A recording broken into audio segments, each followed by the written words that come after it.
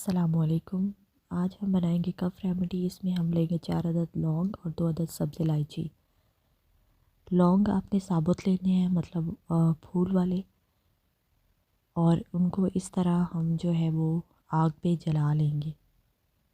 आपने इनको इतनी देर जलाना है कि ये बिल्कुल ब्लैक फॉर्म में आ जाए, बिल्कुल ब्लैक हो जाए और आसानी से इसको हम जो है वो पाउडर इनका बना लें। इस तरह हम इनको जलाएंगे थोड़ी देर के लिए, और जला के इसके बाद आपने सब्ज़ इलायची जो आपने ली थी 2 अदद, 4 अदद लौंग के साथ 2 अदद सब्ज़ इलायची थी, उनको भी आपने जला लेना है इस तरह।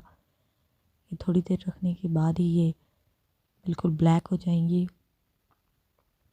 और एक पाउडर फॉर्म में आ जाएंगी। अब ये देखिए, अब इसको हम अच्छी तरह मैश कर लेंगे और बिल्कुल बारीक इनका जो है वो एक पाउडर टाइप बन जाएगा। और इस पाउडर में अब जो है वो हम शामिल करेंगे शहद। बच्चों को आप इसी तरह दे सकते हैं शहद के साथ, और अगर बड़े इस्तेमाल करें तो वो इसमें अदरक का रस भी है जो आधा चम्मच वो डालें तो इंशाल्लाह बहुत ज़्यादा आपको फ़ायदा होगा। Thank you so much. जज़ाकल्लाह।